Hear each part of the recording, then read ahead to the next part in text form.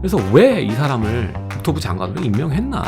이전에 그런 위기 상황에 현장에 있었던 사람이 들어오는 게 제일 좋은 거거든요. 경험을 이길 수 있는 건 없어요. 그래서 지금 이분이 들어오면서 우리가 기대해 볼 수 있는 거를 또 생각을 해봐야겠는데, 저는 그렇습니다. 이분의 그 주 특기는 박상우 전 LH 사장이 국토부 장관의 후임으로 임명이 됐습니다. 양력을 보시게 되면 국토해양부 주택정책과 과장, 중요한 게 여기 이게 제일 중요해요. 주택토지실 실장, 이게 정책에 굉장히 중요한 자리거든요. 이때 있었어요. 이때가 언제야? 이명박 때잖아. 그리고 2013년 또 기획조정실 실장 그렇게 있었고요. 그리고 아까 말했던 16년부터가 한국토지주택 LH 사장 역임했어요. 아무튼 이분이 꽤 오랜 시간 동안 부동산 시장의 실무에 있었던 관료라는 거예요. 그래서 왜 이 사람을 국토부 장관으로 임명했나? 요거를 우리가, 자, 일단 첫 번째는요, 이 정부의 니즈에 맞는 사람이었던 거예요. 일단은 다른 분들은 이 바닥에 들어온 지가 얼마 안 된 분들이야. 근데 이분은 현장에 예전부터 있었던 사람인 거죠. 자, 보면 관료주의 출신이기 때문에 요거를 활용하게 되면 이미 이 사람과 같이 손발을 맞췄던 그 인재들이 다 있잖아요. 그래서 빠른 실무 파악이 되고 바로 자리에 앉았을 때 빠른 속도로 지휘가 가능하다는 거예요. 그래서 빠른 실무를 전개할 수 있다는 장점을 가지게 됐죠. 그리고 지금 가장 숙제가 뭐냐면 고금리 상황이죠. 금리가 크고 그 다음에 뭐 인플레이션 때문에 자재비나 인건비가 올라와 있는 상황이에요. 그러니까 새로운 신규로 주택 공급하기엔 최악인 상황이야. 최악. 그래서 거기에 따라서 건설사들이 지금 위기 상황이란 말이죠. 그래서 이런 것들을 해소하기 위해서, 이게 어떻게 보면 경기 침체의 또 커다란 뇌관이 될 수 있거든요. 그래서 이러한 위기를 넘어가기에 이전에 그런 위기 상황에 현장에 있었던 사람이 들어오는 게 제일 좋은 거거든요. 경험을 이길 수 있는 건 없어요. 그래서 이분을 기용한 게 이러한 위기 해소가 또 첫 번째.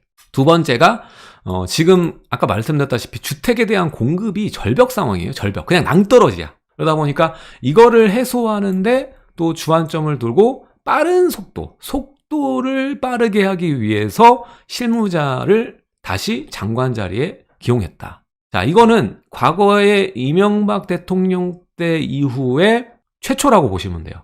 실무자를 다시 넣는 거, 관료를 넣는 게. 그래서 이거를 또 해소할 수 있는 방법은 이 사람들이 이걸 이용해서 3기 신도시와 1기 신도시를 이용해서 활성화의 속도를 빠르게 갈 수 있는, 이건 다 택지들이잖아. 택지들. 그러니까 수량, 주택에 대한 공급 수량을 최대한 빨리 올리기 위해서는 결국엔 택지들을 돌려야 돼요.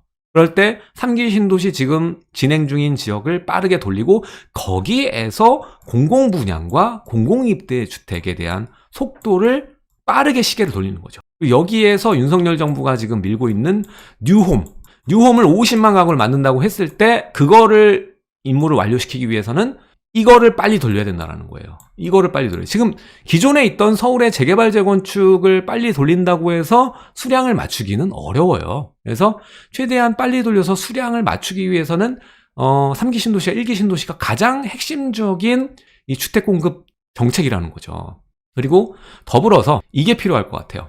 지금 공급을 막고 있는 규제들, 특히 이제 재건축과 재개발 들에 대한 거고요. 또 더 나아가서는 임대주택을 활성화시키는, 임대주택 공급을 늘릴 수 있는 임대사업자. 우리는 민간 임대사업자가 시장의 거의 85%를 제어하는 굉장한 수치를 가지고 계십니다. 그래서 지금 이 규제가 계속되면은 민간에서 내놓을 수 있는 임대주택이 계속적으로 감소할 수밖에 없어요.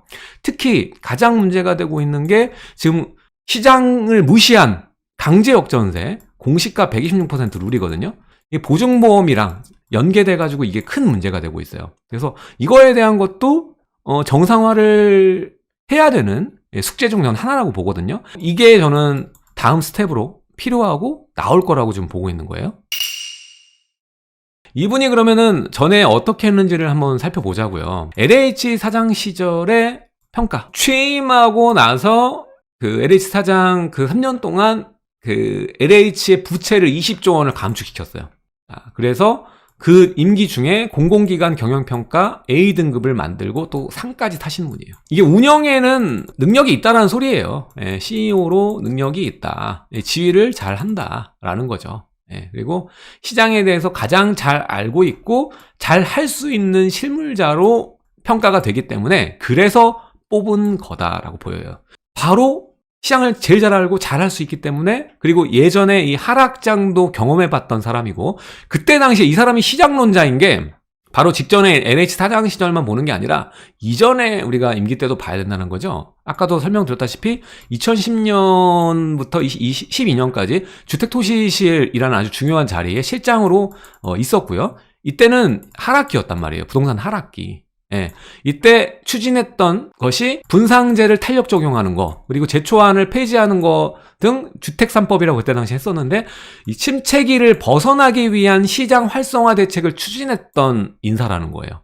그러니까 무지성으로 그냥 보수적으로 뭐 생각한 게 아니라 시장이 안 좋을 때는 활성화하는 것에, 그리고 시장이 좋을 때 너무 이렇게 과도하게 열이 오를 때는 또 다른 쪽으로 했다라는 거죠. 근데 우리가 주요하게 평가할 수 있는 거는 사실 이분이 주택 공급에 대해서 굉장히 뜻이 강하신 분이에요. 그래서 지금 현재는 뉴홈이란 이름이고, 과거 시절에는 이제 우리가 뉴스테이나 보금자리가 있겠죠. 여기에 대해서 공공의 주택을 공급을 내놓는 데 대한 데에 좀 특화되신 분이라고 보시면 될 것 같아요. 그래서 차후에 이분이 이제 국토부 장관에 있으면서 여러 가지가 나오겠지만, 이제 매입해가지고 임대를 놓는 것들이 굉장히 활성화될 거예요. 시장 침체되면 결국 미분양들이 나올 거고, 그 미분양을 사서 또 임대로 놓는 것들, 이런 그 활성화 정책들을 많이 쓸 거라는 거죠. 자, 그래서 과거에 우리 한번 사례를 한번 보면요. 실무자, 주택토지실 실장으로 계실 때 시장 보는 거예요. 2010년에 보면 유독 이때 임대주택 공급이 활발했어요. 그때 어떤 식으로 했냐면 다가구 주택을 매입한 다음에 공급하는 거, 그리고 순환형 임대주택이라는 개념이 나왔고, 또 보금자리 주택, 이런 거 다양한 형태의 임대를 공급했다라는 거죠.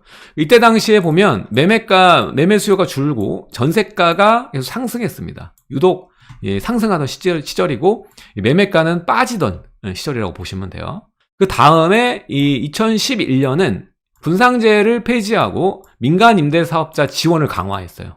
자, 이때 이분이 있었던 때 지금 보는 거예요. 앞으로 우리 시기에 이분이 어떻게 내놓을지를 대략적으로 예상하면서 가는 겁니다. 그래서 이때 21년에 민간 임대사업자 지원을 강화했다. 그리고 다주택자에 대한 양도소득세 장기보유 특별공제랑 또 중과를 완화했어요, 이때.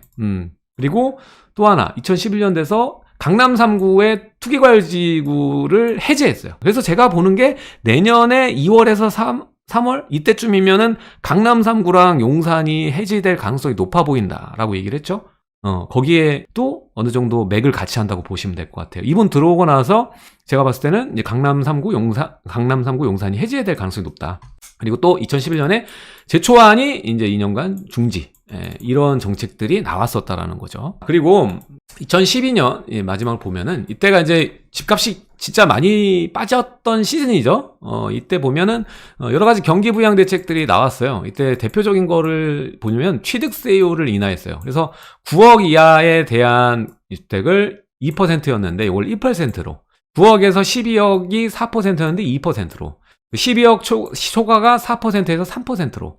이게 좀 컸죠. 이때 뭐 도장 받으신 분 있겠지만 미분양 주택의 양도소득세 5년간 면제, 이게 이때 나왔단 말이에요. 중요한 건 이게 저는 이런 식으로 나올 거라고 봐요. 지금 중과 있죠. 다주택자에 대한 중과, 이게 폐지될 가능성이 높다고 봐요. 취득세 중과, 이게 이제 침체 국면이랑 닿게 되면은 취득세 다주택자 중과, 그러니까 지금으로부터 이제 규제 지역은 두 개부터 비규제 지역은 3개부터 이렇게 8%, 12% 때리는 게, 저는 경기 그 부양 대책이 나올 때쯤이면 이게 없어질 거다, 폐지될 거라고 봐요. 이게 존속이 가능한 게 아니라고 봅니다.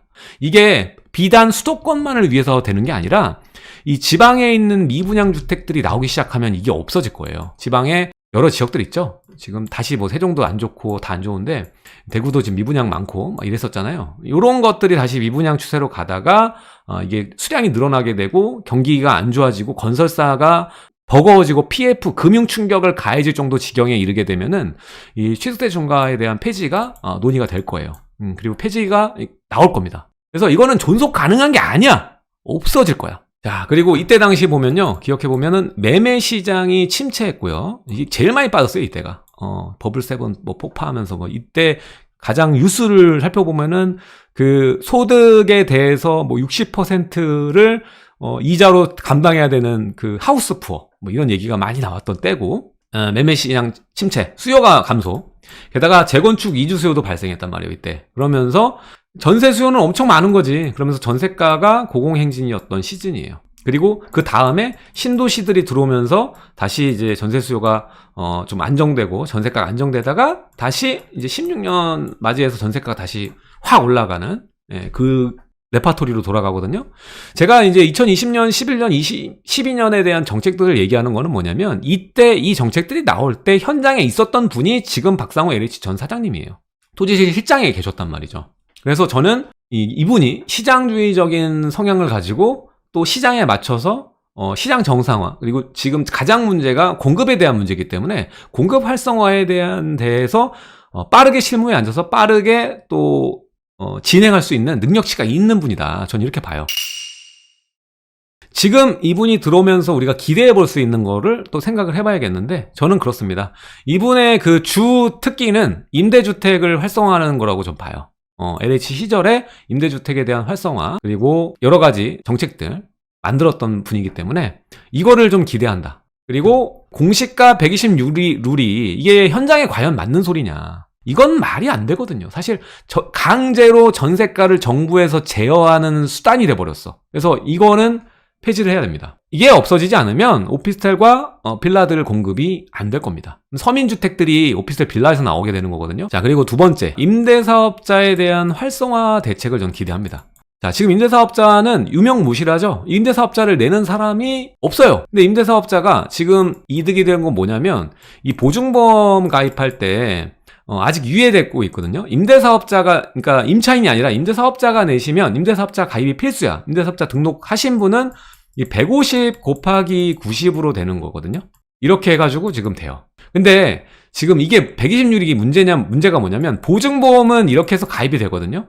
근데 문제가 대출 때문에 그래요, 대출. 세입자, 임차인들이 대출 저금리로 받을 수 있는 정책모기지가 이거가 가지고 안 되고 126 룰로 되거든요. 그래서 문제인 거야. 자, 어쨌든 지금 임대사업자의 그 혜택이 아닌 혜택이라고, 이게 무슨 혜택이야. 하여튼 이거 보증보험 가입할 때 이거로 봐주는 거. 그리고 두 번째가 취득세 감면, 신규 주택일 경우 취득세 감면 혜택이 있다. 85% 감면. 이것도 이게 작은 것들만 가능해요. 작은 것들. 면적 기준이나 뭐 이런 것들이 있어. 그리고 비규제 지역에 임대사업자를 내시면 종부세 합산 배제예요. 주택수에서 빠져. 대략 이 정도만 혜택이고요. 사실 없어요. 그래서 이전에도 제가 말씀드렸다시피 이분이 전에 토지실 실장으로 계실 때 임대사업자에 대한 지원책을 강화했던 분이거든요. 그래서 이번에 이분이 자리에 앉게 되면 임대사업자 활성화에 대해서 어떻게 해야 되는지 알아요. 실무자니까. 여러 대책들이 움직였던 걸 봤기 때문에 여기에 대한 대책에 대해서 좀 기대해 볼 수가 있다. 그리고 그 중에서 시행령으로 할 수 있는 게 있어요. 이 시행령으로 할 수 있는 임대사업자 활성화에 대한 게 나오지 않을까. 그런 생각이 조금 듭니다. 그리고 아까 말씀드렸지만 제가 뭐 연초부터 계속 말씀드렸죠. 1기 신도시 우리가 들여다봐야 된다라는 거. 여기에는 말도 못하는 혜택이 들어갑니다. 무조건 여러분들이 지금까지 보지 못했던 혜택들이 들어가는 동네예요. 그래서 이분이 지금 뉴홈이고 이런 임대주택 공공분양을 늘릴 수 있는, 빠르게 늘릴 수 있는 거는 이것밖에 없어요. 3기 신도시랑 1기 신도시. 그래서 이게 시계가 빨리 갈 거라는 거. 그걸 아셔야 됩니다. 자, 아까 말했던 이게 윤석열 정부가 밀고 있는 게 뉴홈이죠. 뉴홈. 그래서 이게 50만을 임기 내에 만들겠다고 했어요. 이 속도를 만들어낼 수 있는 거는 이것밖에 없다. 이 두 개밖에 없어요. 재개발 재건축해서 언제 뉴홈 만들어? 못 만듭니다.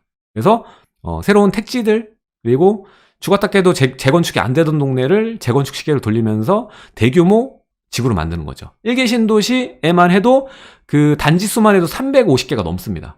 어마어마한 수치예요. 어마어마한 수치. 그게 단순히 하더라도 우리가 생각하는 상상 이상의 수준으로 도시 개발이 될 거고, 층수 제한도 지금 뭐 서울 같은 경우 없는 상황에서 1기 신도시는 어떠한 식으로 적용이 될까? 우리가 기대를 해보고 가셔야 돼요. 기대를 해보고 보셔야 돼요. 그리고 그 중에서 유일한 게 분당입니다. 동남권의 신분당선에 판교의 후광효과까지 다 누릴 수 있으면서 가는 게 나중에 위에 동네에 있는 위례나 이런 곳은 다 씹어먹고 갈 수 있는 동네가 분당입니다. 지금 시점이 어떻게 보면 여러분들이 전세가율은 낮아요. 분당도 전세가율이 낮기 때문에 투자금이 많이 들어가거든요. 하지만 여러분들 실제 수요자로서 대출 받아서 대출 레버리지를 활용한다면 들어가기가 어려운 동네가 아니죠. 네. 그래서 몸테크 하실 분들, 두 번째 투자하실 분들은 굳이 아파트로 안 사도 돼요. 제가 이미 전략들 강남에서 썼던 전략들 그대로 얘기 드리잖아요. 단지 내 상가 저렴하게 사시면 1기 신도시 분당을 1억으로 끝낼 수가 있습니다. 예. 1억으로 분당에서 제일 좋은 동네 사놓을 수 있는 게 거의 이제 마지막 기회예요. 이게 이제 특별법이 소위 통과했고 본이 통과하고 나서 가이드라인 나오면요, 여러분들 살 수 있는 물건이 아예 없을 거예요. 싼 물건 다 쏙 들어갈 거고 없을 겁니다. 그리고 이미 분당은 행위장고시 때문에 상가 분할도 안 될 것이며, 그리고 지금 큰 상가들 같은 경우에는 매매가 따져도 5억에서 10억은 들어가는데, 그런 거 여러분들 재건축 상가 이런 거 활용하는데 그 정도 돈 들일 건 아니잖아요.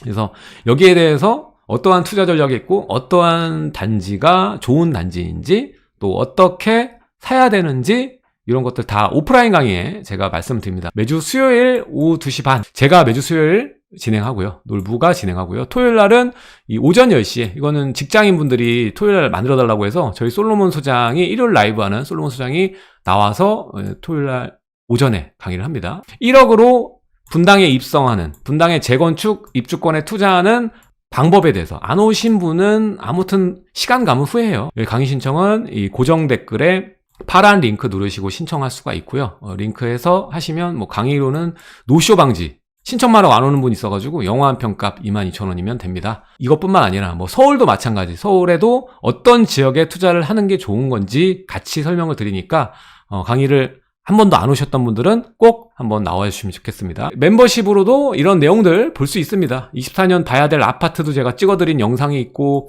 또 재개발도 있고 재건축도 있습니다. 이거 멤버십 회원 전용 특강 보셔서 못 오시는 분들은 보시면 되고요.